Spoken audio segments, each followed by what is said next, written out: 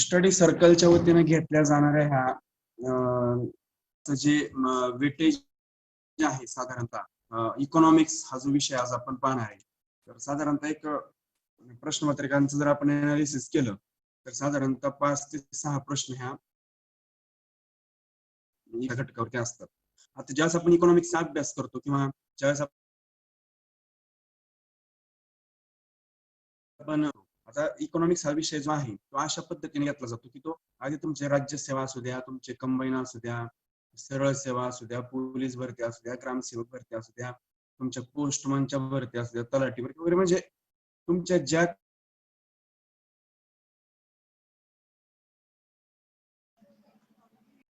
काय जवळपास सगळ्या स्पर्धा परीक्षांसाठी हा विषय जो आहे इकॉनॉमिक्स हा जो विषय आहे हा खूप महत्वाचा विषय समजला जातो. आता ह्या इकॉनॉमिक्स म्हणजे अर्थशास्त्र, याच्याबद्दल आपल्याला नेमकं काय पाहिजे हा एक सगळ्यात महत्वाचा प्रश्न आहे की जशी परीक्षा बदलते किंवा जशा ज्या पद्धतीनं आपलं ही परीक्षेचा साचा बदलेल त्या पद्धतीने याच्यामध्ये बदल होत असतो. आता साचा बदलतो म्हणजे काय, आता समजा उदाहरणार्थ पोलीस भरतीला जे इकॉनॉमिक्स आहे त्याच्यामध्ये आणि एमपीएससीचं जे इकॉनॉमिक्स आहे याच्यामध्ये फरक असतो. म्हणजे एमपीएससीचं जे इकॉनॉमिक्स आहे त्याला जास्त वेटेज आहे आणि इकॉनॉमिक्सला जास्त वेटेज आहे, आणि जे तुमचं पोलीस भरती असेल किंवा पोस्टमन वगैरे सरळ सेवांची भरती असतात त्याच्यामध्ये इकॉनॉमिक्सला वेटेज त्या तुलनेने कमी असतं. पण कन्सेप्ट जे आहेत कन्सेप्ट मध्ये कुठल्याही प्रकारचा बदल होत नाही त्याच्यामध्ये. ठीक आहे. आता आपण जे आज इकॉनॉमिक्स सुरुवात करणार आहे किंवा आपण जे इकॉनॉमिक्स पाहणार आहे आज पोलीस भरतीचं जे इकॉनॉमिक्स आपण आज हे करतोय, इकॉनॉमिक्स पोलीस भरतीचं आपण जे पाहतोय त्याच्यामध्ये आपण सगळ्यात सुरुवातीला आज आपण जे नियोजन आयोग आहे त्या नियोजन आयोगापासून सुरुवात करणार आहे. आपण आता साधारणतः एक ओव्हरव्ह्यू मी तुम्हाला सांगतो की साधारणतः आपल्याला जे पोलीस भरतीचा जो सिलेबस आहे इकॉनॉमिक्सचा त्याच्यामध्ये काय काय विचारलं जाऊ शकतं किंवा कुठल्या कुठल्या प्रकारचं सिलेबसमध्ये इकॉनॉमिकच्या सिलेबसमध्ये काय काय आहे.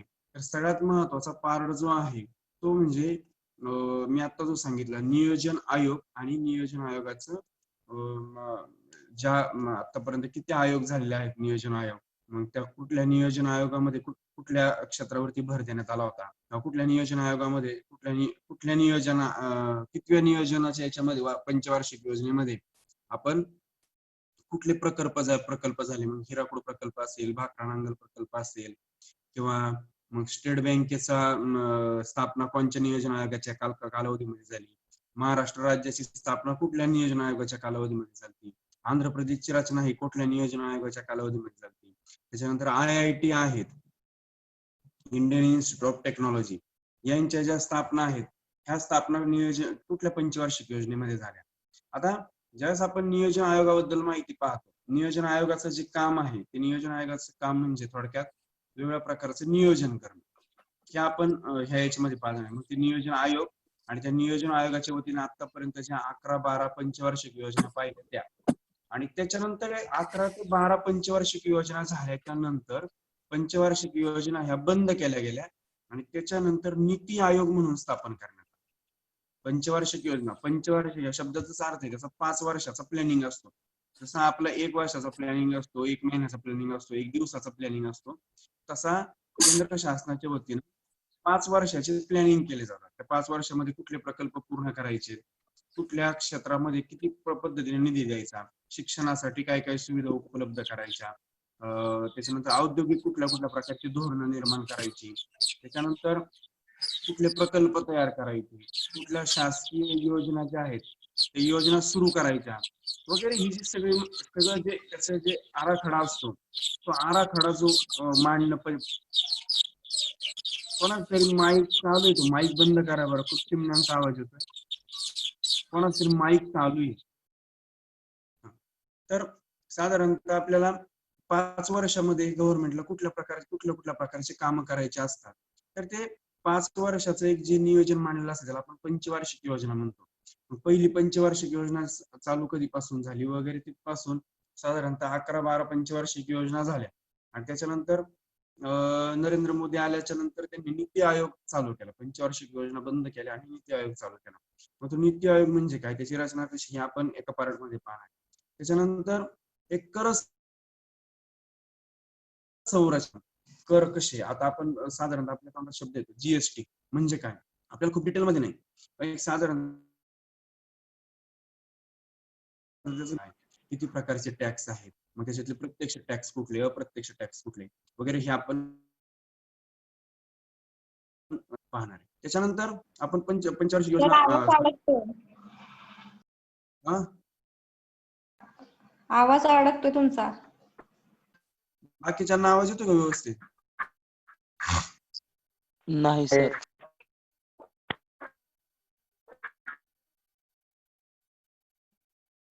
आता ठीक आहे. त्याच्यानंतर आपण अर्थशास्त्रामध्ये अजून जो महत्वाचा कॉन्सेप्ट आहे तो इंडियन बँकिंग सिस्टम.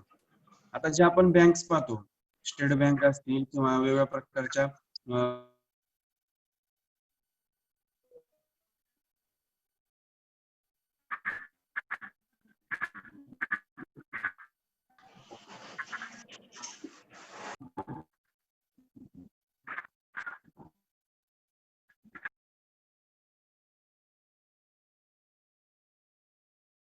खासगी बँका ज्या आहेत, बँक ऑफ बडोदा मध्ये कुठली बँक ऍड केलेली होती, विजया बँक आणि देना बँक यांची मिळून बँक ऑफ बडोदा तयार केली. त्याच्यानंतर युनियन बँकेमध्ये कुठल्या 2 बँका ऍड केल्या त्या, एक आंध्रा बँक होती आणि एक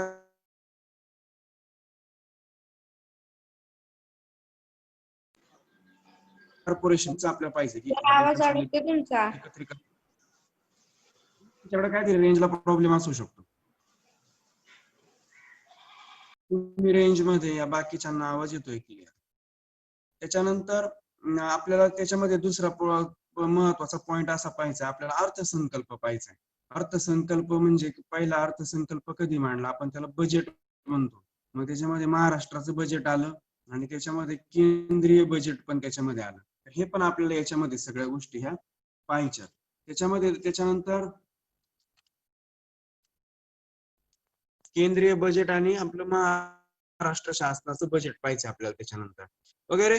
म्हणजे थोडक्यात काय की आपण ज्यावेळेस अर्थशास्त्राचा अभ्यास पाहतोय, आपण पहिले एक 5 मिनिटं आपण अर्थशास्त्रामध्ये आपल्याला नेमकं पोलीस भरतीचा अभ्यासक्रम पाहत असताना आपण नेमकं काय पाहणार आहे. आता याच्या आपल्यापैकी काही जण जर कंबाईनचा किंवा एमपीएससीचा वगैरे जर अभ्यास करत असतील आणि साइड बाय साइड पोलीस भरतीसाठी प्रयत्न करत असतील, तर त्यांना पोलीस भरतीचा इकॉनॉमिकचा अभ्यास म्हणजे त्यांना काहीच वाटणार नाही, की आपलं उगाच एक दिवसाचा जो सिलेबस जो आहे त्या पद्धतीने तुम्हाला ते वाटेल. पण शेवटी तो पण अभ्यास आपल्याला त्याच पद्धतीने आपण करणार आहे. ठीक आहे. तर आता आपण इकॉनॉमिकच्या अभ्यासाला सुरुवात करत असताना सगळ्यात पहिल्यांदा आपण ज्या पंचवार्षिक योजना आहेत किंवा जे नियोजन आयोग आहे त्या नियोजन आयोगापासून आपण सुरुवात करणार आहे. आता आवाज येतोय का माझा? आता क्लिअर येत असेल कदाचित ना? हो येतोय सर. हो आता क्लिअर आहे. ओके. आपण आजपासून जी सुरुवात करतोय इकॉनॉमिक्स मध्ये, तर आपण सगळ्यात पहिल्यांदा आपण नियोजन आयोग ह्या नियोजन आयोगापासून आपण सुरुवात करणार आहे. ठीक आहे. तर आता नियोजन आयोगामध्ये आपण सगळ्यात पहिल्यांदा पाहत असताना त्याची आपण एक स्लाइड शेअर करतो. आता फक्त माझे एक विद्यार्थ्यांना सूचना आहे, हे इकॉनॉमिक्सचे आपले जे 3-4 लेक्चर जे आहेत, जे आपलं नियोजन आज सरांनी जे आपल्याला शेअर केलेलं आहे, त्या शेअर केलेल्या प्रमाणे आपण काय करायचंय, कारण की मराठी व्याकरणामध्ये आणि याच्यामध्ये फरक पडतो. आता याच्यामध्ये इकॉनॉमिक्स ज्यावेळेस आपण पाहतो, त्या इकॉनॉमिक्स मध्ये छोटे छोटे कन्सेप्ट जरा जास्त असतात. म्हणजे छोटे छोटे कन्सेप्ट म्हणजे काय, आता समजा उदाहरणार्थ मी पंचवार्षिक योजना, समजा पहिली पंचवार्षिक योजना मी सांगतोय, आणि पहिल्या पंचवार्षिक योजनेमध्ये मी सांगितलं की पहिल्या पंचवार्षिक योजनेमध्ये आपल्याला आयआयटी स्थापन करण्यात आला. 1951 ला आयआयटी स्थापन करण्यात आला. आता आयआयटी म्हणजे काय, इंडियन इन्स्टिट्यूट ऑफ टेक्नॉलॉजी. मग आपल्याला हा जो फुल फॉर्म आहे हा स्लाइड मध्ये मी उल्लेख केला नाही, आपल्याला जे स्लाइड मी आता शेअर करतोय त्या स्लाइड फक्त तुम्हाला लक्षात राहण्यासाठी, की एका काही सेकंदामध्ये ती स्लाइड पाहिली की तुमच्या लक्षात येईल की कुठल्या कुठल्या गोष्टींची स्थापना केलेली होती. ती एका लाईन मध्ये मी तयार केलेलं आहे. जशा मराठी व्याकरणाच्या स्लाइड भरपूर असायच्या तशा इकॉनॉमिक्सच्या जास्त स्लाइड नाहीये. पण त्या स्लाइड्स मध्ये आपण ज्यावेळेस एखादा पॉईंट पाहतो, उदाहरणार्थ आयआयटी, मी फक्त स्लाइड मध्ये उल्लेख काय केलेला आहे, आयआयटी एवढाच उल्लेख केलेला आहे. मग आपण ज्यावेळेस स्क्रीनशॉट काढून घेऊ आणि अभ्यास करू, त्यावेळेस फक्त आपल्या ज्यावेळेस जास्त रिव्हिजन होतील त्यावेळेस फक्त आपल्या लक्षात येईल की आयआयटी पहिल्या पंचवार्षिक योजनेमध्ये आयआयटीची स्थापना केली. मग कुठला आयआयटी होतं, ते खरागपूरचं आयआयटी होतं. त्याची स्थापना किती साली झाली? 1951 ला स्थापना करण्यात आली. त्यावेळेस पंतप्रधान कोण होते? पंडित नेहरू होते. म्हणजे थोडक्यात ही जी माहिती आहे ही माहिती मी तुम्हाला सांगणार आहे अवांतर. मग त्याच्यासाठी आपल्याला वही आणि पेन जर घेऊन बसलो आपण तर आपल्याला ते कुठेतरी शॉर्ट पद्धतीने आपण ते लिहून घेऊ शकतो. काही महत्वाचे कन्सेप्ट आहेत त्याच्यामध्ये, जसं आपण इकॉनॉमिक्सचा पार्ट पाहतो त्याचे काही कन्सेप्ट असतात, काही आकडेवारी असते, तर ते आपल्याला काय केली पाहिजे ती स्लाइड वरती न घेता मी ती मुद्दामून तुम्ही ती नोट डाऊन केली तर जास्त तुम्हाला ते फायदेशीर राहील किंवा जास्त पद्धतीने तुम्हाला ते लक्षात येईल. ठीक आहे.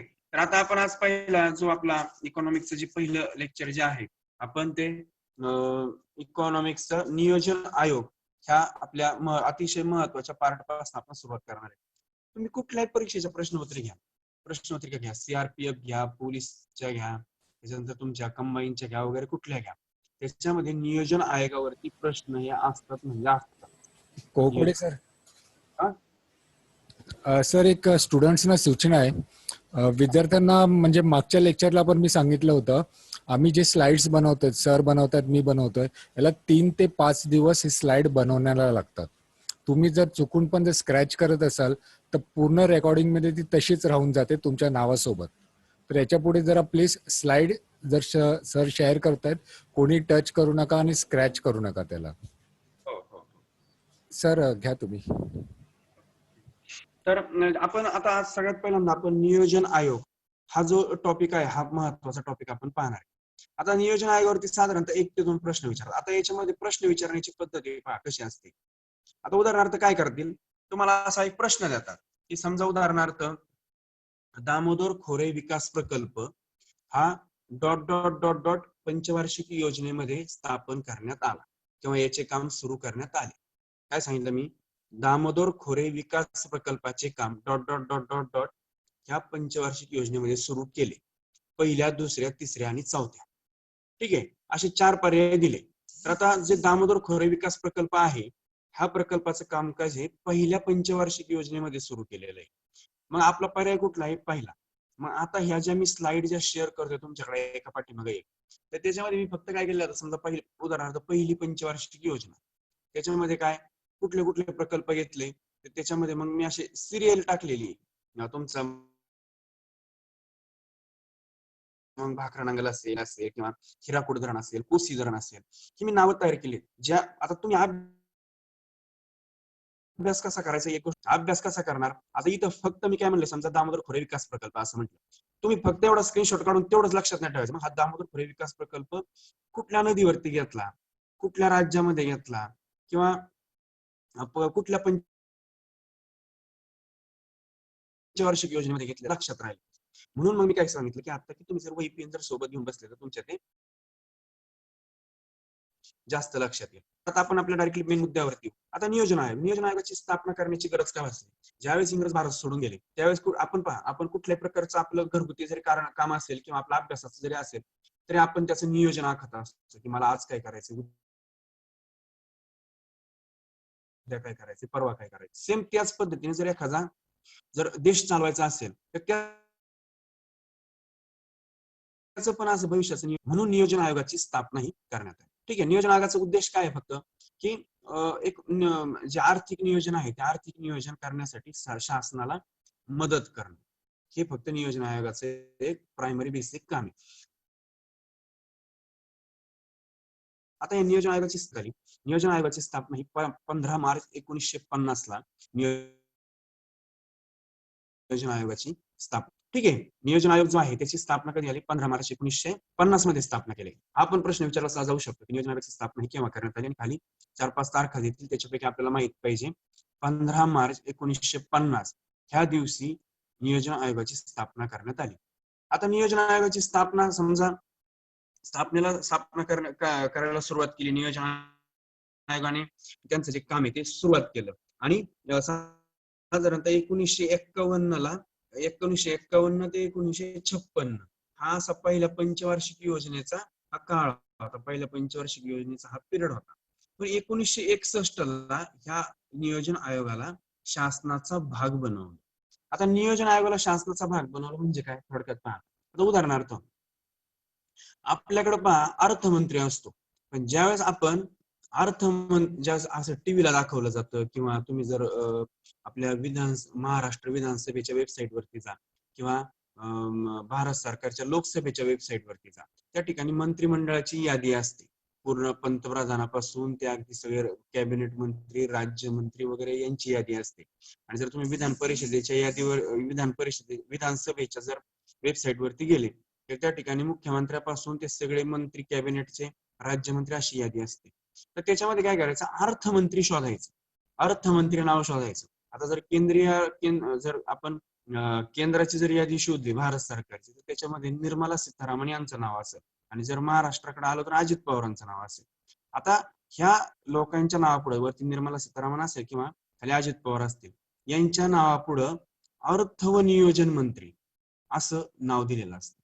फक्त अर्थमंत्री नाही, अर्थ व नियोजन असा 2 शब्दांचा त्याच्यामध्ये उल्लेख केलेला असतो.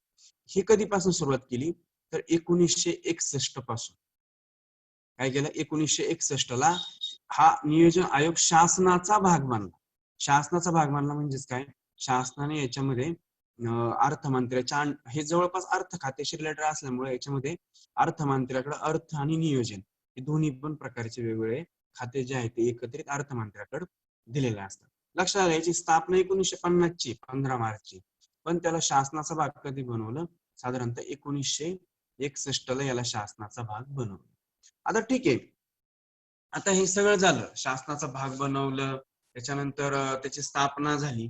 पण आता खाली मी असा उल्लेख केलेला आहे की घटनेमध्ये याचा उल्लेख नाही. हा जो नियोजन आयोग आहे, नियोजन आयोगाचं जे स्वरूप आहे त्या स्वरूपामध्ये काय सांगितलंय की हे जे आहे हे पूर्ण असंविधानिक आहे. असंविधानिक म्हणजे काय, ज्या गोष्टींचा संविधानामध्ये उल्लेख केलेला नसतो त्याला असंविधानिक असं म्हटलं जातं. म्हणजे डॉक्टर बाबासाहेब आंबेडकरांनी जी घटना लिहिली तर त्या घटनेमध्ये ह्या नियोजन आयोगाचा उल्लेख नाही किंवा संविधानामध्ये याच्यासाठी कुठले असं पर्टिक्युलर कलम नाही की ह्या कलमानुसार नियोजन आयोगाची स्थापना केली असा उल्लेख नाही. त्याच्यानंतर हे असंविधानिक नाही म्हणजे याचा घटनेमध्ये नियोजन मंडळाचा उल्लेख नाही. त्याच्यानंतर हे अवैधानिक किंवा कायदेबाह्य आहे. कायदेबाह्य आहे म्हणजे काय, आता उदाहरणार्थ आता पहा, असंविधानिक शब्दाचा अर्थ आपल्याला समजला की ज्या गोष्टींचा उल्लेख संविधानामध्ये नसतो त्याला आपण असंविधानिक असं म्हणतो. मग घटनाबाह्य म्हणजे काय किंवा अवैधानिक म्हणजे काय, सॉरी, घटनाबाह्य आणि असंविधानिक हा शब्द एकच आहे दोन्ही पण. घटनाबाह्य म्हणजे घटनेमध्ये उल्लेख नाही म्हणजे संविधानामध्ये उल्लेख, आणि दुसरा काय अवैधानिक किंवा कायदेबाह्य. जसा घटनाबाह्य तसा कायदेबाह्य. घटनाबाह्य म्हणजे घटनेच्या बाहेर, संविधानाच्या बाहेर, आणि कायदेबाह्य म्हणजे कायद्याच्या पण बाहेर आहे. आता कायदेबाहेर म्हणजे काय, नियोजन मंडळाची जी स्थापना जी आहे ती कुठने केली नाही म्हणजे संसदेच्या कायद्याने करण्यात आलेली नाही. आता मला सांगा, कायदे बनवण्याचं काम कोण करतं, संसद करतं. राज्यसभा लोकसभेचे जे सदस्य असतात यांच्या विचारातनं कायदा तयार होत असतो. मग मला सांगा, जर आपण घटनाबाह्य म्हणतो म्हणजे घटनेमध्ये संविधानात उल्लेख नाही, आणि कायदेबाह्य करतो म्हणजे काय, त्याचा कायद्यामध्ये कुठेही उल्लेख केलेला नाही.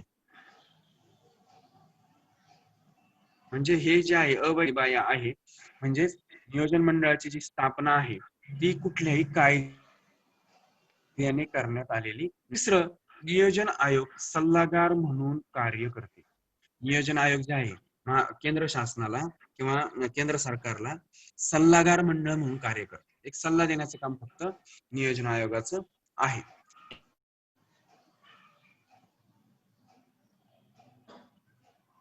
ठीक आहे, आता नियोजन आयोगाची रचना पाहतो. जिल्हा परिषदेची रचना पाहतो. जिल्हा परिषदेला एक सभापती असतो, वेगवेगळ्या समित्या असतात, ग्रामपंचायतीला एक सरपंच असतो, उपसरपंच असतात, वेगवेगळे सदस्य असतात, ग्रामसेवक असतो. तसं मग नियोजन आयोगाची रचना कशी आहे, तर हा पण प्रश्न आपल्याला विचारला जाऊ शकतो की नियोजन आयोगाचे पदसिद्ध अध्यक्ष कोण असतात. नियोजन आयोगाचे पदसिद्ध अध्यक्ष कोण असतात, पंतप्रधान जे असतात ते नियोजन आयोगाचे पदसिद्ध अध्यक्ष असतात. पदसिद्ध म्हणजे काय, त्या पदावरती त्या क्षणाला जी व्यक्ती असेल ती व्यक्ती नियोजन आयोगाचे अध्यक्ष. पर्टिक्युलर XYZ व्यक्ती नाही. पंतप्रधान पदावरती जी व्यक्ती असेल, मग कोणी असो, कुठल्याही पक्षाचे असो, त्याच्याशी काही घेणं देणं नाही. पण फक्त जी व्यक्ती पंतप्रधान पदावरती असेल ती व्यक्ती नियोजन आयोगाची अध्यक्ष असते. आलं लक्षात? असा आपण प्रश्न विचारला जाऊ शकतो की नियोजन आयोगाचे पदसिद्ध अध्यक्ष कोण असतात, आणि खाली तुम्हाला 4 पर्याय दिले: राष्ट्रपती, उपराष्ट्रपती, लोकसभा सभापती आणि किंवा राष्ट्रपती, राष्ट्रपती, उपराष्ट्रपती, अर्थमंत्री आणि पंतप्रधान, असे 4 पर्याय दिले. तर आपण आपल्याला काय शक्यतो वाटतं या अर्थ खात्याच्या रिलेटेड अर्थमंत्री असू शकतो, पण नाही. त्याचा पदसिद्ध अध्यक्ष जो आहे तो पंतप्रधान, कुठल्याही पक्षाचा असो त्या क्षणाला जो पंतप्रधान असेल तो अध्यक्ष असतो. ठीक आहे. आता अध्यक्ष असतो, त्याच्यानंतर ह्या नियोजन आयोगाला एक उपाध्यक्ष पण असतात. आता उपाध्यक्ष म्हणजे कोण असतं? नियोजन मंडळाचं पूर्ण वेळ काम पाहणारा माणूस असतो. आता पंतप्रधान ही जी व्यक्ती आहे ती सगळ्यात महत्वाची व्यक्ती असते, कारण की संपूर्ण जे प्रशासन आहे, संपूर्ण देश चालवण्याचं काम ती व्यक्ती करते. मग उपाध्यक्ष हा त्यांच्या मदतीला कसा असतो? त्यांनी पूर्ण वेळ पद्धतीने त्या नियोजन आयोगाचं कामकाज पाहिलं पाहिजे. मग सदस्य कोण कोण असतात? काही कॅबिनेट मंत्री याचे सभासद असतात. कॅबिनेट मंत्री म्हणजे कोण? साधारणतः अर्थमंत्री असतील, संरक्षण मंत्री असतील, कृषी मंत्री असतील, की ज्यांचा संबंध आर्थिक बाबतीमध्ये येतो, डायरेक्टली आर्थिक बाबतीमध्ये येतो, असे काही मंत्री जे आहेत ते नियोजन आयोगाचे हे असतात, नियोजन आयोगाचे सदस्य असतात. ठीक आहे. म्हणजे अध्यक्ष कोण असतं? पंतप्रधान, बरोबर. त्याच्यानंतर उपाध्यक्ष म्हणजे कोण असतं? सदस्यांच्या पैकीच एक जो आहे तो उपाध्यक्ष असतो. आणि बाकीचे सदस्य कोण असतात? की वेगवेगळ्या प्रकारचे मंत्री जे आहेत ते मंत्री त्याचे सदस्य असतात. ठीक आहे. आणि त्याच्यामध्ये अजून कोण असू शकतं? त्याच्यामध्ये काही अर्थतज्ञ, काही अर्थतज्ञ जे आहेत ते नियोजन आयोगाचे सदस्य असतात. आलं लक्षात? आता आपण पाहिलं की नियोजन आयोगासंदर्भात रचना पाहिली, अध्यक्ष, उपाध्यक्ष आणि काही सदस्य जे आहेत ते आपण सगळे आता याच्यामध्ये पाहिलेले. आता समजा उदाहरणार्थ तुम्हाला असा प्रश्न विचारला की नियोजन आयोगाचे पदसिद्ध अध्यक्ष कोण असतात, तर तुम्ही पंतप्रधान हे उत्तर त्याचं सांगणार. आता पहा, नियोजन आयोगाचं जे पहिले अध्यक्ष होते, नियोजन आयोगाचे जे पहिले अध्यक्ष होते ते कोण होते? तर नियोजन आयोगाचे पहिले अध्यक्ष होते, आपण आता याच्यामध्ये काय पाठ करण्याची आवश्यकता नाही, आपल्याला याच्यात काय सांगितलं, नियोजन आयोगाचा अध्यक्ष कोण असतो? पंतप्रधान असतो. मग भारताचे पहिले पंतप्रधान कोण होते? पंडित नेहरू. मग ऑटोमॅटिकली पंडित नेहरू हेच नियोजन आयोगाचे काय राहणार? पहिले अध्यक्ष राहणार. आलं लक्षात? नियोजन आयोगाचे पहिले अध्यक्ष कोण? तेच जे भारताचे पहिले पंतप्रधान होते तेच नियोजन आयोगाचे पहिले अध्यक्ष राहणार. ठीक आहे. आता आपण नियोजन आयोगाच्या संदर्भात माहिती पाहिजे. आता नियोजन आयोगाचं सगळ्यात महत्वाचं काम काय होतं? तर ते पंचवार्षिक योजना ज्या होत्या त्या पंचवार्षिक योजना तयार करणं त्यांचं काम होतं.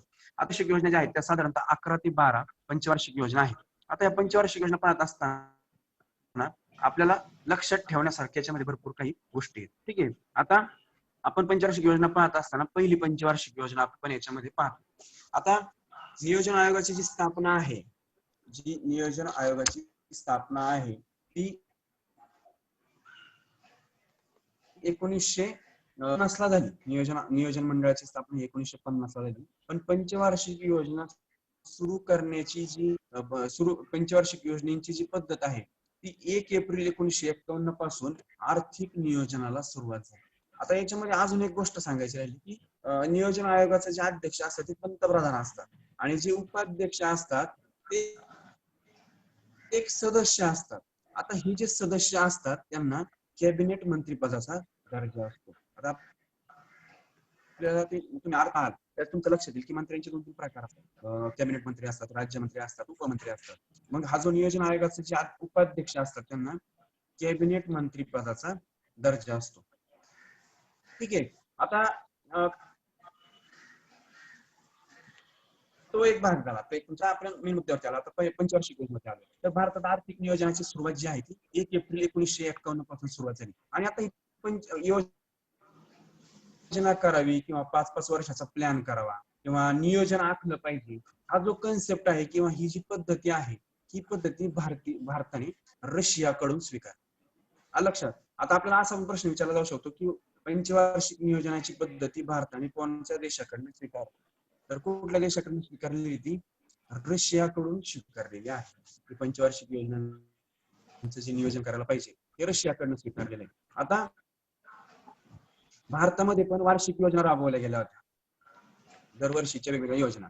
1966 ते 69 ह्या कालावधीत योजनेला सुट्टी असे म्हणतात. का म्हणतात ते आपण एक एक पंचवार्षिक योजना जसे पास जाऊ तसे 1966 ते 69 या काळामध्ये अशा काय घटना झाल्या की ज्या त्या काळामध्ये आपण कुठल्याही प्रकारच्या योजना राबवल्या नाहीत किंवा वार्षिक योजना राबवल्या गेल्या.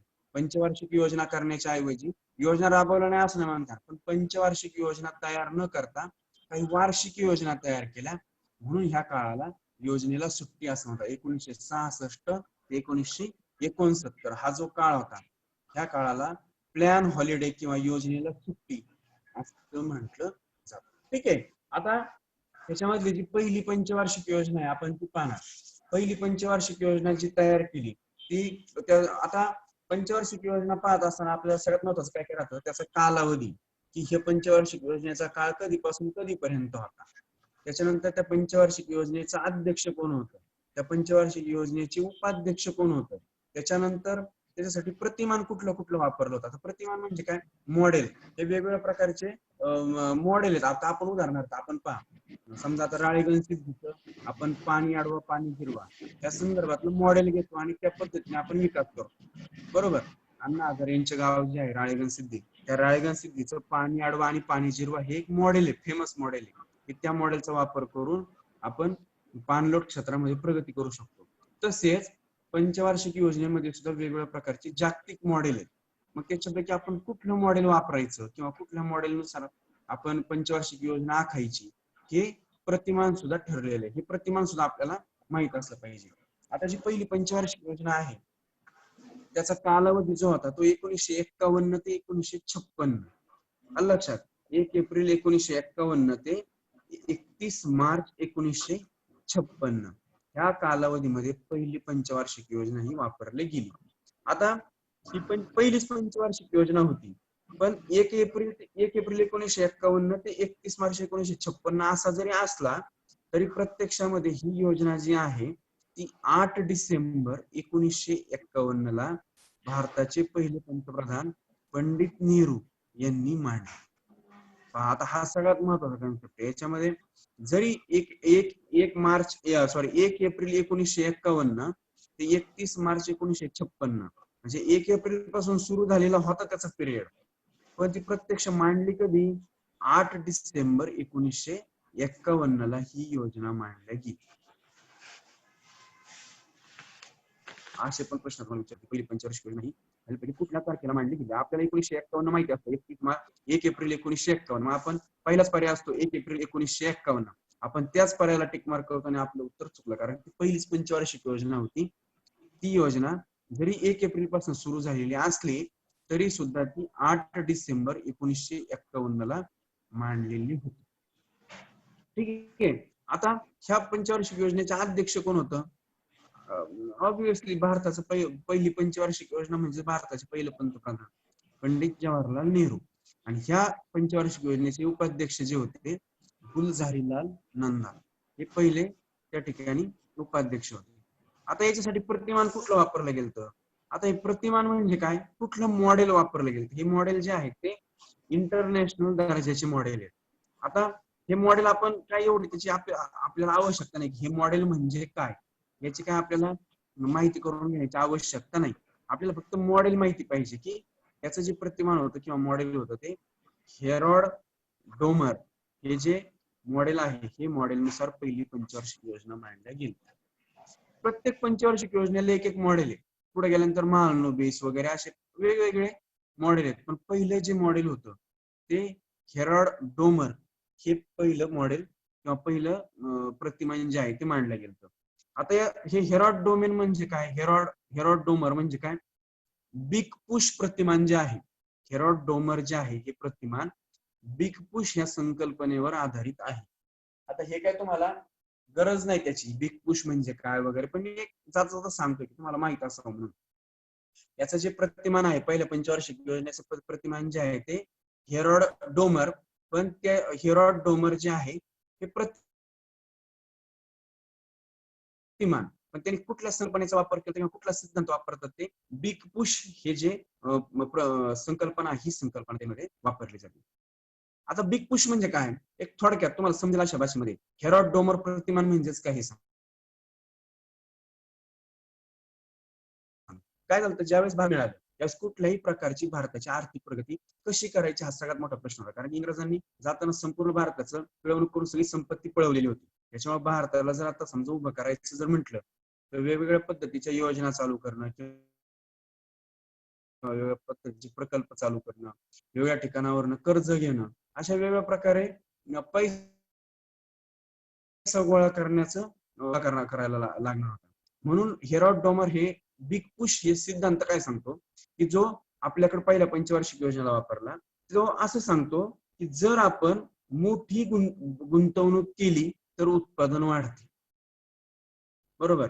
आता मोठी गुंतवणूक केली तर उत्पादन वाढते व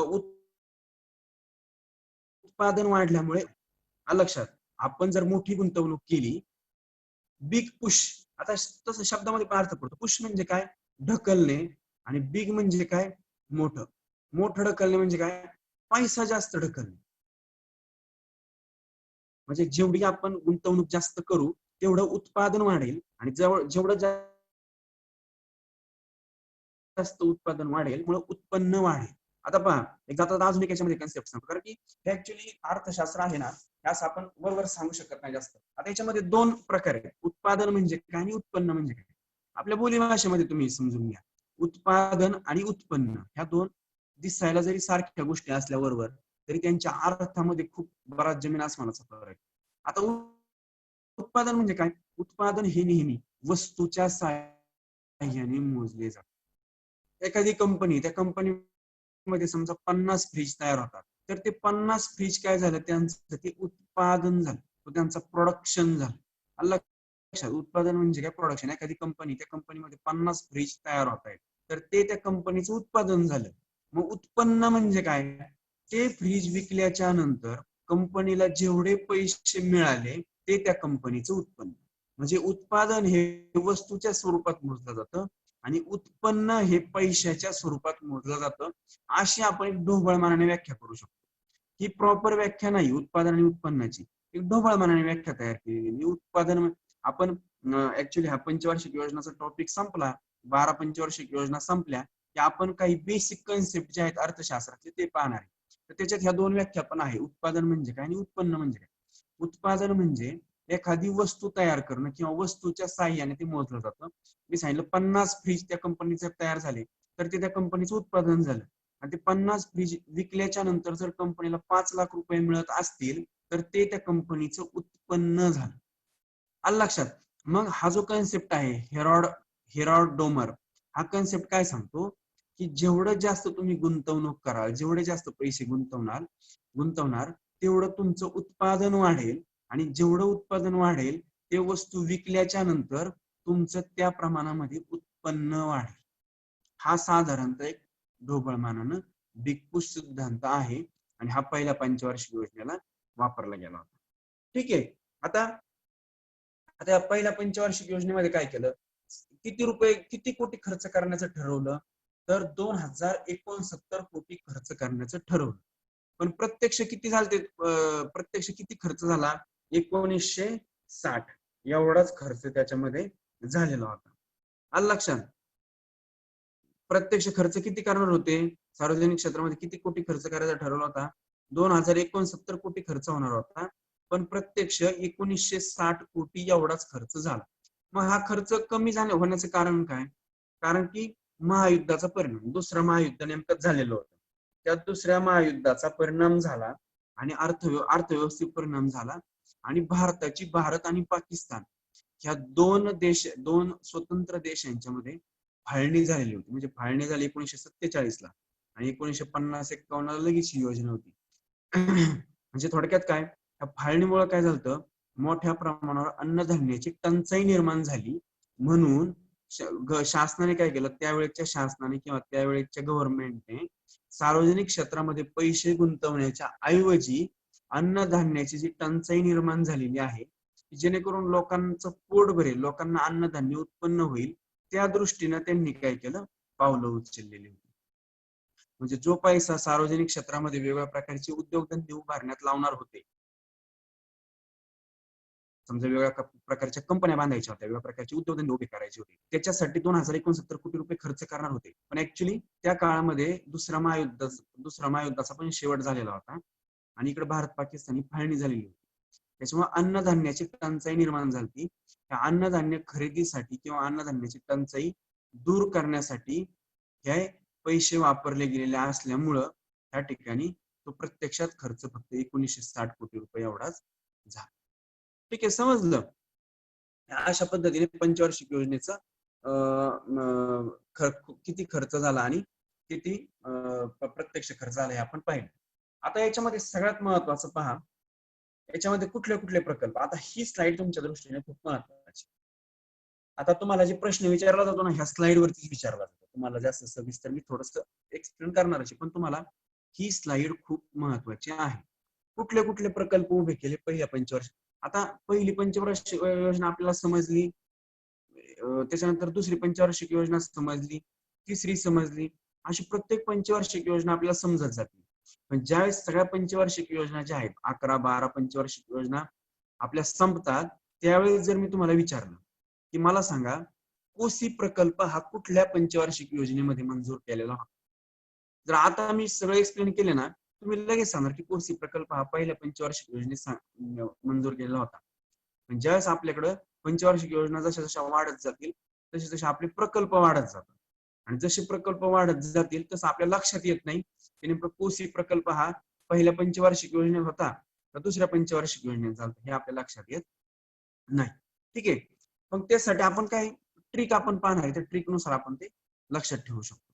आता कुठले कुठले प्रकल्प सँक्शन झाले ते पहा. आता दामोदर खोरे विकास योजना, मी हे सांगितलं की दामोदर खोरे विकास योजना किंवा दामोदर खोरे विकास प्रकल्प हा प्रकल्प पहिल्या पंचवार्षिक योजनेमध्ये हा मंजूर करण्यात आला होता. हा कुठं, झारखंड, पश्चिम बंगाल ह्या राज्यांच्या दरम्यानचा जो प्रकल्प आहे दामोदर खोरे विकास प्रकल्प, हा प्रकल्प पहिल्या पंचवार्षिक योजनेमध्ये साधारणतः मंजूर करण्यात आला. हा प्रकल्प जो आहे पश्चिम प्रकल्प म्हणजे काय, दामोदर खोरे विकास प्रकल्प म्हणजे थोडक्यात पहिली जी पंचवार्षिक योजना आहे त्याच्यामध्ये जे वेगवेगळ्या प्रकारच्या धरणं बांधल्या गेली, थोडक्यात त्याला आपण धरण म्हणू शकतो. दामोदर खोरे विकास प्रकल्प हा एक धरण येते, तर ते झारखंड ते पश्चिम बंगाल ह्या राज्यांच्या दरम्यान पसरलेले. ठीक आहे, आणि पहिल्या योजना काळामध्ये किंवा पहिली जी पंचवार्षिक योजना होती त्याच्यामध्ये ही प्रकल्पाची मंजुरी केली किंवा हा प्रकल्प उभारण्यात आला. त्याच्यानंतर दुसरा प्रकल्प जो आहे तो भाकरा नांगल प्रकल्प. भाकरा नांगल हा प्रकल्प सुद्धा पहिल्या पंचवार्षिक योजनेमधला हा प्रकल्प आहे. हा प्रकल्प जो आहे तो सतलज नदीवरती हिमाचल प्रदेशामध्ये आहे. लक्षात, सतलज नदी जी आहे त्या सतलज नदीवरती हिमाचल प्रदेश आणि पंजाब यांच्या दरम्यान हा प्रकल्प भूगोलामध्ये सुद्धा तुम्हाला हे जे आहे ना, मी आता हे सांगतो ना, तुम्हाला भूगोलामध्ये सुद्धा उपयोगी आहे. विचारा तुम्हाला प्रश्न, भाकरा नांगल प्रकल्प हा कुठल्या नदीवरती आहे, आपण सांगू शकतो की हा सतलज नदीवरती भाकरा नांगल प्रकल्प हा आहे. ठीक आहे, हा दुसरा प्रकल्प. पहिला दामोदर खोरे, दुसरा भाकरा नांगल, आणि हा जो भाकरा नांगल प्रकल्प जो आहे फायदा आहे तो पंजाब, हिमाचल प्रदेश, त्याच्यानंतर तुमचा हरियाणा, राजस्थान वगैरे ह्या प्रदेशांना त्याचा उपयोग होतो. त्याच्यानंतर पुढचा प्रकल्प जो आहे तो कोसी प्रकल्प. हा बिहारमध्ये कोसी नदीवरती आहे. हा जो प्रकल्प आहे हा कोसी प्रकल्प, कोसी ह्या नदीवरती आहे कोसी प्रकल्प. आता ही जी कोसी नदी जी आहे ती नेपाळ आणि भारताचा जो बिहारचा भाग आहे, बिहार आणि नेपाळ यांच्या सीमा भागात ही नदी वाहते. जर तुम्ही भूगोलाचं जर वाचत असाल किंवा भूगोल जर तुम्ही पाहिला तर तुमच्या लक्षात येईल की हा कोसी नदी जी आहे ती आपल्याला तिकडे पण उपयोगी पडणारीच आहे. याच्यामध्ये भूगोलामध्ये सुद्धा की बिहार आणि नेपाळ यांच्या सीमा भागामध्ये ही कोसी नदी जी आहे ती ही कोशी नदी वाहते, किंवा कोशी धरण जे आहे ते बिहारमध्ये आहे. प्रकल्प म्हणजे थोडक्यात धरण आहे. दामोदर खोरे, त्याच्यानंतर भाकरा नांगल कोसी, त्याच्यानंतर हिराकूड योजना. हिराकूड योजना म्हणजे हिराकूड धरण. हे हिराकूड धरण आहे. ह्या धरणाबद्दल एक सगळ्यात महत्वाची माहिती म्हणजे हे जगातलं सर्वात लांब मातीचं मानव निर्मित धरण आहे. लक्षात घ्या, तुम्ही जर नोट डाऊन करत असाल कुठेतरी, तर हिराकूड धरण जे आहे हे जगातलं सगळ्यात जास्त लांबीचं मातीचं आणि मानव निर्मित धरण आहे. आलं लक्षात? हिराकूड धरण आहे. तुम्हाला जनरल नॉलेज मध्ये हा प्रश्न विचारला जाऊ शकतो की हिराकूड धरणाच्या संदर्भात हा प्रश्न आहे. हे जगातलं सगळ्यात लांब मातीचं आणि मानव निर्मित धरण आहे हिराकूड धरण. ठीक आहे. त्याच्यानंतर हिराकूड धरण हे ओरिसा मधलं, हिराकूड धरण हे महानदीवर बांधलेलं ओरिसा मधलं जगातलं सगळ्यात मोठं मातीचं आणि मानव निर्मित धरण आहे. त्याच्यानंतर सिंद्री, झारखंड मधलं ठिकाण आहे सिंद्री. ह्या ठिकाणी जो खत कारखाना, पहिला मोठा खत कारखाना त्या ठिकाणी उभारण्यात आला. त्याच्यानंतर चित्तरंजन येथे रेल्वे इंजिनाचा कारखाना स्थापन करण्यात आला. चित्तरंजन हे पश्चिम बंगाल मधलं ठिकाण आहे. तुम्ही वाचलं असेल चित्तरंजन लोकोमोटिव्ह वर्क्स. याच्या आता मध्यंतरी पहा, 1 वर्षापूर्वी लोको पायलटच्या जागा आलेल्या होत्या रेल्वेच्या. रेल्वे भरती जी झाली त्याच्यामध्ये लोको पायलटच्या जागा आल्या इथच्या होत्या. चित्तरंजनच्या पण त्याच्यामध्ये जागा होत्या. हे पश्चिम बंगाल मधलं ठिकाण आहे. चित्तरंजन हे पश्चिम बंगाल मधलं ठिकाण आहे. इथं पहिला रेल्वे इंजिन तयार करण्याचा कारखाना तयार करण्यात आलेला होता. ठीक आहे. त्याच्यानंतर जो चित्तरंजन आहे पश्चिम बंगालमध्ये, तिथं रेल्वे इंजिनचा कारखाना, आणि खाली जे आहे पेरांबूर तमिळनाडू मधलं ठिकाणी इथं रेल्वेचे डबे बनवण्याचा कारखाना तयार करण्यात आला. ठीक आहे. पेरांबूर लोको वर्क्स या ठिकाणी रेल्वेचा डबा बनवणारा पहिला कारखाना तयार करण्यात आला. ठीक आहे. आता हे चित्तरंजन जे आहे, चित्तरंजन लोकोमोटिव्ह वर्क्स हे पश्चिम बंगाल मधलं जे रेल्वे इंजिन बनवणारा जो कारखाना आहे, याचं उद्घाटन भारताचे पहिले राष्ट्रपती डॉक्टर राजेंद्र प्रसाद यांनी केलेलं आहे. हे लक्षात असं पाहिजे की चित्तरंजन हे जे पश्चिम बंगाल मधल्या ठिकाणी याचा जो उद्घाटन आहे ते भारताचे पहिले राष्ट्रपती डॉक्टर राजेंद्र प्रसाद यांनी केलेलं आहे. त्याच्यानंतर पुढचं जे आहे पुढचा जो आहे की हिंदुस्थान अँटीबायोटिक्स.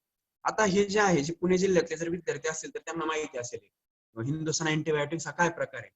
पिंपरी चिंचवडला हा Hindustan antibiotics HA he company WHO आणि युनिसेफ यांच्या संयुक्त एकत्रीकरणातून यांच्या मदतीनं पिंपरी चिंचवड ह्या ठिकाणी हिंदुस्थान अँटीबायोटिकची स्थापना करण्यात आलेली आहे. पिंपरीला संत तुकाराम नगर या ठिकाणी हिंदुस्थान अँटीबायोटिक्स हा कारखाना आहे. याच्यामध्ये सहभाग कोणाकोणाचा आहे, WHO आणि युनिसेफ या 2 संस्थांचा त्याच्यामध्ये सहभाग आहे. आणि ही हिंदुस्थान अँटीबायोटिक जे आहे ते पेनिसिलिन ह्या औषधावरती जास्त प्रमाणात काम करतं. पेनिसिलिन हे जे औषध आहे ह्या औषधावरती ते हिंदुस्थान अँटीबायोटिक्स काम करतं. ठीक आहे. आता याच्यामध्ये अजून एक गोष्ट सगळ्यात महत्वाची की ह्याच काळामध्ये आंध्र प्रदेश ह्या तेलुगू भाषिक राज्याची स्थापना झालेली. हे पण प्रश्न विचारले जाऊ शकतात. मी काय सांगतो आता ढोबळमानाने पहिल्या पंचवार्षिक योजनेमध्ये नेमकं काय काय झालेलं आहे तर ते सांगतोय. याच्यामध्ये आंध्र प्रदेश हे जे राज्य आहे तेलुगू भाषकांचं, याच्यावरती भाषेच्या आधारावरती पहिल्या राज्याची स्थापना झाली तेलुगू भाषिक राज्य म्हणून आंध्र प्रदेशची. त्याच्यानंतर आता पहा आंध्र प्रदेशची निर्मिती. त्याच्यानंतर आता हा दुसरा जो पॉइंट आहे हा तुमच्या जास्त लक्षात येईल की PL 4880 म्हणजे काय. PL 480 म्हणजे पब्लिक लॉ 480. PL म्हणजे काय, पब्लिक लॉ 480 किंवा त्याला काय म्हणतात फूड फॉर पीस हा एक ऍक्ट आहे. आता काय हा फूड फॉर पीस हा ऍक्ट असा आहे किंवा PL 480 हा ऍक्ट असा आहे, याच्यामध्ये अमेरिका ह्या PL 480च्या अंतर्गत इतर देशांना धान्य पुरवठा करतो. हा जो PL 480 हा जो ऍक्ट असा आहे, ह्या ऍक्टच्या अंतर्गत अमेरिका इतर देशांना अन्नधान्य पुरवठा करतं. मग आपल्याकडे ज्यावेळेस अमेरिकेने पहिल्या पंचवार्षिक योजनेमध्ये PL 480च्या अंतर्गत जो गहू दिलेला होता, अमेरिकेने अन्नधान्य पुरवठा करतात ना ते, अमेरिका PL 480च्या अंतर्गत इतर देशांना अन्नधान्य पुरवठा करू शकतो. तर आपल्याला ज्यावेळेस गव्हाचा पुरवठा केला, त्याच्यामुळे आपल्याकडे आता पहा ते काँग्रेस गवत उगवलेलं आहे, ते काँग्रेस गवत जे आहे ते पहिल्या पंचवार्षिक योजनेमध्ये आलेलं आहे. जे आपण आता पाहतोय की काँग्रेस उगवलेला असतो पहा, ते गवत काय त्याचा उपयोग नाही, काय नाही, विषारी गवत आहे खूप ते. तर त्या गवताचा जो आपल्याकडे भारतामध्ये एंट्री कधी झालेली ही पहिल्या पंचवार्षिक योजनेमध्ये, आणि आपण PL पब्लिक लॉ 480च्या अंतर्गत अमेरिकेकडनं जे गहू मागवलं होतं भारताने, तर त्या गव्हामध्ये त्या अमेरिकेकडनं आपल्याकडे ते गाजर गवत आलेलं आहे. गाजर गवत किंवा त्याला आपण काँग्रेस म्हणतो, किंवा त्याला शास्त्रीय नाव जे आहे त्याचं गाजर गवत आहे. तर ते त्यावेळेस आपल्याकडं आलेलं आहे. त्याच्यानंतर UGC ची स्थापना केली. UGC म्हणजे काय? University Grant commission. UGC university Grant commission, विद्यापीठ अनुदान आयोग, याची पण स्थापना ही पहिल्या पंचवार्षिक योजनेमध्ये झालेली आहे. आलं लक्षात? आता UGCचं काम काय आहे की जे देशभरामध्ये जे विद्यापीठ आहे त्यांचं सिलेबस ठरवणं, त्यांच्यावरती कंट्रोल ठेवणं वगैरे ही कामं UGC करतं. त्याच्यानंतर IIT ची स्थापना केली. IIT Indian institute of technology, Indian institute of technology याची स्थापना सुद्धा IIT ची झाली. आता याच्यामध्ये एक छोटासा प्रश्न असा आहे की भारतामध्ये सगळ्यात पहिल्यांदा IIT खरागपूर, पश्चिम बंगाल इथं स्थापन करण्यात आलं. लक्षात? पहिल्या पंचवार्षिक योजनेमध्ये IIT ची स्थापना केली, म्हणजे पहिली IIT जी आहे ती पश्चिम बंगाल मधली खरगपूर ह्या ठिकाणी त्या IIT ची स्थापना करायला मान्यता देण्यात आली. ठीक आहे. त्याच्यानंतर आपण पाहिलं दामोदर खोरे विकास प्रकल्प पाहिला, भाकरा नंगल पाहिला, सिंद्री येचे. आता शेवटचं 10वा आणि 11वा SBI आणि ICICI. SBI ची स्थापना पण स्टेट बँक ऑफ इंडिया ही भारतातली सगळ्यात मोठी राष्ट्रीयकृत बँक आहे. त्या बँकेचं ती जी बँक आहे 1 जुलै 1955 ला इम्पिरियल बँकेचं स्टेट बँकेमध्ये कन्व्हर्जन करण्यात आलं. जी इम्पिरियल बँक होती अगोदरची, आता ती इतिहासामध्ये तुम्ही पहा, जी इम्पिरियल बँक होती त्या इम्पिरियल बँकेचं रूपांतर जे आहे ते स्टेट बँकेमध्ये, स्टेट बँक ऑफ इंडिया ह्या बँकेमध्ये रूपांतर करण्यात आलं, हे पहिल्याच पंचवार्षिक योजनेमध्ये. त्याच्यानंतर ICICI हे आता आपण पाहतोय ICICI बँक जे आहे ते ऍक्च्युअली एक महामंडळ आहे. ICICI महामंडळ आहे. याची पण स्थापना कधी केलेली आहे? ह्या पहिल्या पंचवार्षिक योजनेच्या कालावधीमध्ये याची पण जी स्थापना आहे ती करण्यात आलेली आहे. आलं लक्षात? म्हणजे थोडक्यात काय की आपण पहिल्या पंचवार्षिक योजना ज्यावेळेस आपण पाहतो त्या पहिल्या पंचवार्षिक योजनेमध्ये आपल्याला लक्षात येतं की नेमकं कुठल्या कुठल्या पद्धतीने याच्यामध्ये कुठल्या कुठल्या प्रकल्पांची पायाभरणी झाली किंवा कुठल्या कुठल्या योजना ह्या राबवल्या गेल्या. ठीक आहे, आलं लक्षात? त्याच्यानंतर आता आपण दुसरी पंचवार्षिक योजना पाहतोय. दुसऱ्या पंचवार्षिक योजनेचा कालावधी काय? 1 एप्रिल 1956 ते 31 मार्च 1961. आलं लक्षात? 1 एप्रिल 1956 ते 31 मार्च 1961. आता या दुसऱ्या पंचवार्षिक योजनेचे अध्यक्ष कोण होतं? पंडित नेहरूच होते. कारण की भारताचे ज्यावेळेस पंडित नेहरूंचं निधन होईपर्यंत पंडित नेहरू ह्या पंतप्रधान पदावरती होते. त्याच्यामुळे दुसरी पंचवार्षिक योजना ज्यावेळेस 1956 ला लागू करण्यात आली त्यावेळेस पण पंडित नेहरूच अध्यक्ष होते, पण फक्त उपाध्यक्ष या ठिकाणी बदलले होते. पहिले याला गुलझारीलाल नंदा आणि इथं टी कृष्णम्माचारी हे जे होते ते नियोजन आयोगाचे उपाध्यक्ष होते. आता या दुसऱ्या पंचवार्षिक योजना जी होती 1956 पासून ते 61 पर्यंत, याच्यामध्ये सगळ्यात जास्त भर कशावरती दिलता? तर जड आणि मूलभूत उद्योग याच्यावरती, म्हणजे थोडक्यात औद्योगिकीकरणावरती याच्यामध्ये भर देण्यात आलेला होता. आता याच्यामध्ये मॉडेल कुठलं वापरलं? आपण पहिल्या पंचवार्षिक योजनेला पाहिलं मॉडेल कुठलं वापरलं होतं? ते हेरॉड डोमर हे मॉडेल वापरलं होतं. आणि दुसऱ्या पंचवार्षिक योजनेमध्ये PC महालनोबिस यांचं प्रतिमान जे आहे ते दुसऱ्या पंचवार्षिक योजनेमध्ये वापरलेलं होतं. आलं लक्षात? म्हणजे दुसरा आणि तिसरं जे पंचवार्षिक योजनेतलं मॉडेल ना ते तेच होतं. पहिल्या पण पंचवार्षिक दुसऱ्या पंचवार्षिक योजनेमध्ये PC महालनोबिस वापरलं आणि दुसऱ्या पण पंचवार्षिक योजनेमध्ये काय केलं, महालनोबिस हेच जे प्रतिमान आहे मॉडेल तेच वापरलं होतं.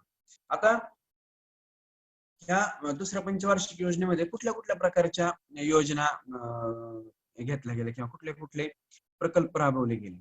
सगळ्यात महत्वाचा प्रकल्प पहिला म्हणजे BHEL हा भोपाळ ह्या ठिकाणी हा प्रकल्प एक सुरू केला. आता BHEL आपण पहा, जर तुम्ही जर साधारणतः हे स्पर्धा परीक्षांचे जर फॉर्म वगैरे भरत असाल कोणी, तर BHELच्या जागा निघतात इलेक्ट्रिसिटीच्या. BHELच्या म्हणजेच काय, भारत, BHELचा फुल फॉर्म पहा, Bharat heavy electricals limited. Bharat heavy electricals limited म्हणजेच काय, भेल. हे कुठे आहे, भोपाळमध्ये आहे. याच्यामध्ये दुसऱ्या पंचवार्षिक योजनेतला हा सगळ्यात महत्वाचा प्रकल्प म्हणजे कुठला, Bharat heavy electronics, Bharat heavy electricals limited. त्याच्यानंतर दुसरा जो महत्वाचा प्रकल्प होता तो अणुऊर्जा आयोग. अणुऊर्जा आयोगाची पण दुसऱ्या पंचवार्षिक योजनेमध्ये स्थापना करण्यात आली. अणुऊर्जा आयोगाचे पहिले अध्यक्ष किंवा अणुऊर्जा आयोग जेव्हा स्थापन केला त्याचे पहिले अध्यक्ष कोण हे सांगतील का आपल्याला? अणुऊर्जा आयोगाचे पहिले अध्यक्ष डॉक्टर होमी भाभा हे पहिल्या अणुऊर्जा आयोगाचे अध्यक्ष होते. जो दुसऱ्या पंचवार्षिक योजनेमध्ये तयार केला, अणुऊर्जा आयोग तयार केला, तर त्या दुसऱ्या पंचवार्षिक योजनेतल्या अणुऊर्जा आयोगाचे जे अध्यक्ष होते ते डॉक्टर होमी जहांगीर भाभा हे दुसऱ्या पंचवार्षिक योजनेत तयार करण्यात आलेल्या अणुऊर्जा आयोगाचे पहिले अध्यक्ष होते. त्याच्यानंतर नांगल कारखाना. नांगल कारखाना हा काय होता, पंजाबमध्ये नांगल या ठिकाणी खत कारखाना हा चालू करण्यात आला. लक्षात, नांगल या ठिकाणी खत कारखाना पंजाबमध्ये हा सुरू करण्यात आला. पहिल्या पण पंचवार्षिक योजनेमध्ये खत कारखाना चालू केलेला आहे. पहिली पंचवार्षिक योजनेमध्ये पण काय केलेलं आहे, खत कारखाना हा चालू केलेला आहे. कुठं, सिंद्री ह्या ठिकाणी. आपण तुम्ही आधीच्या स्लाइडला लिहिलं आपण, सिंद्री ह्या ठिकाणी पहिला कारखाना चालू करला आणि नंतरचा हा एक कारखाना जो आहे तो नांगल पंजाबमध्ये असणाऱ्या ठिकाणी हा कारखाना सुरू केला. त्याच्यानंतर रूरकेला ह्या ठिकाणी पण हा एक खत कारखाना जो आहे तो रूरकेला ह्या ठिकाणी रूरकेला खत कारखाना चालू केला. आता एक याच्याबद्दल रूरकेलाबद्दल एक थोडीशी माहिती. रूरकेला या ठिकाणी सोना नावाचे खत तयार केले जाते. सोना नावाचे जे नायट्रोजन खत आहे ते नायट्रोजन खत त्या ठिकाणी तयार केलं जातं. रूरकेला खत कारखाना जो आहे त्या रूरकेला खत कारखान्यामध्ये सोना नावाचा नायट्रोजन असणार खत जे आहे ते तयार केलं जातं. आणि हा जो रूरकेला कारखाना आहे याच्याबद्दल अजून एक माहिती अशी की याच्यामध्ये काय केलं जातं, जे लोह पोलाद उद्योग आहे त्याच्यामधलं जे स्क्रॅप म्हणतो आपण त्याला, टाकाऊ पदार्थ, त्या टाकाऊ पदार्थांच्या पासून ह्या टाकाऊ पदार्थांच्या पासून खत तयार केलं जातं. रूरकेला जो कारखाना आहे हा रूरकेला कारखान्यामध्ये लोह पोलादामधलं जे टाकाऊ पदार्थ आहे त्या टाकाऊ पदार्थांच्या पासून खत तयार केलं जातं. आणि रूरकेला ह्या कारखान्यामध्ये सोना नावाचं जे नायट्रोजन असणार खत आहे ते तयार होतं. त्याच्यानंतर पुढचं जे आहे भिलाई लोह पोलाद उद्योग. आता हा भिलाई लोह पोलाद उद्योग पहा, याच्यावरती एक 2-3 पॉईंट याचे पण आपल्याला लक्षात ठेवावे लागतील की भिलाई लोह पोलाद उद्योग जो आहे हा भारत आणि रशिया यांच्या दरम्यान करार केला आणि त्याच्यानंतर भिलाई लोह पोलाद उद्योग हा उभारण्यात आला. रशियाने ह्या उद्योगाला भारताला मदत केली. भिलाई जो लोह पोलाद उद्योग आहे ह्या लोह पोलाद उद्योग हा भारत आणि रशिया या दोघांच्या संयुक्त करारामधून हा कारखाना उभा केलेला आहे.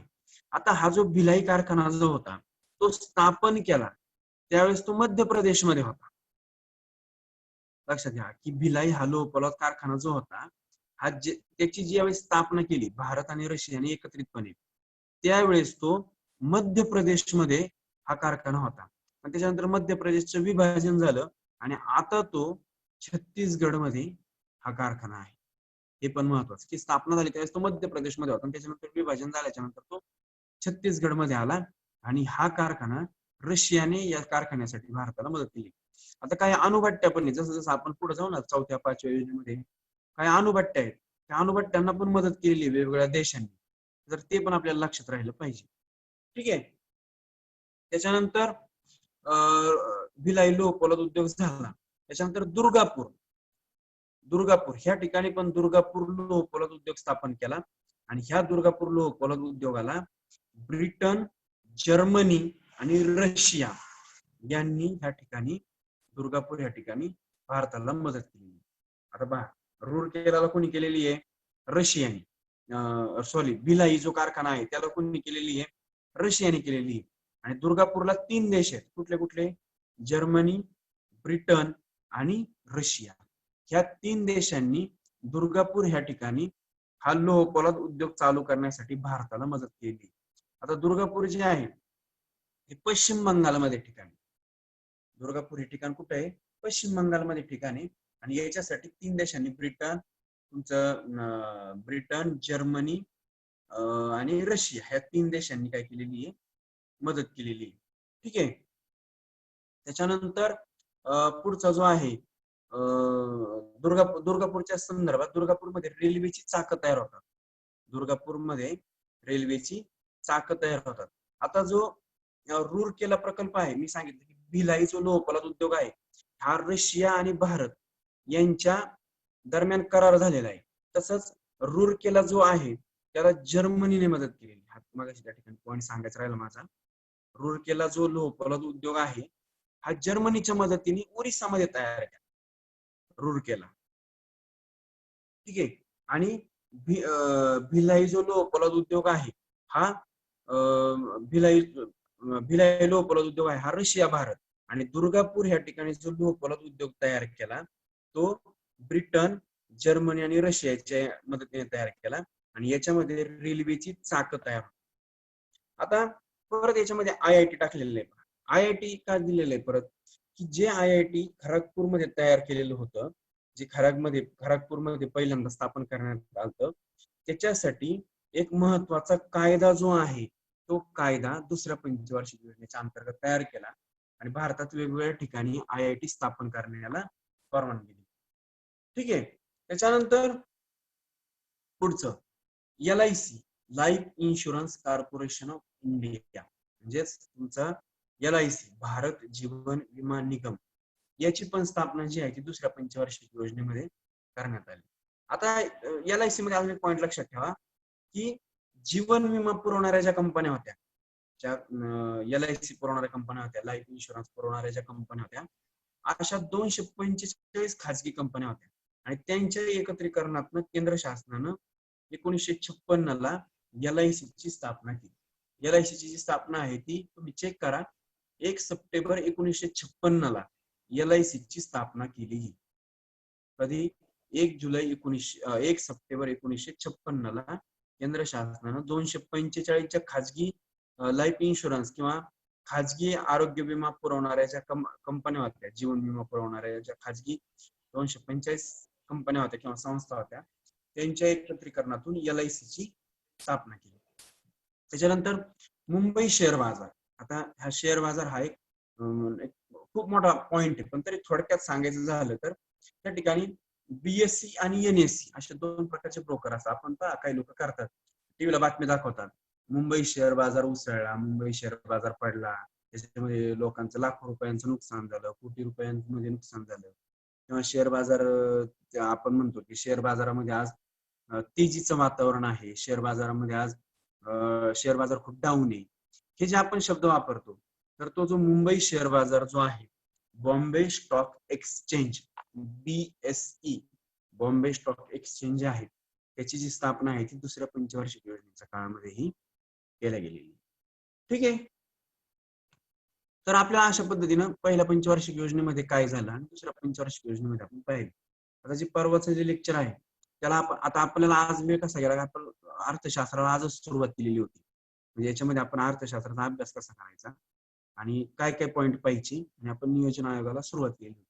तर आपलं परवा दिवशी जे परत लेक्चर होईल तर त्याच्यामध्ये आपण तिसऱ्या पंचवार्षिक योजनेपासून ते शेवटच्या पंचवार्षिक योजना आणि नीती आयोग, त्याच्यानंतर नीती आयोग चालू केलेला आहे, हे सगळं आपण त्याच्यामध्ये कम्प्लीट करणार आहे. फक्त एवढंच महत्वाचं की तुम्ही ज्यावेळेस मी ही माहिती सांगतोय त्यावेळेस तुम्ही फक्त त्याच्या काही शॉर्ट पद्धतीने काहीतरी तुम्हाला जे महत्वाचं वाटेल ते लिहून द्या. ठीक आहे. पहिली पंचवार्षिक योजना आणि दुसरी पंचवार्षिक योजना आपली आता या ठिकाणी संपली. लक्षात ठेवण्याच्या ट्रिक्स पण आपण पाहू याच्या.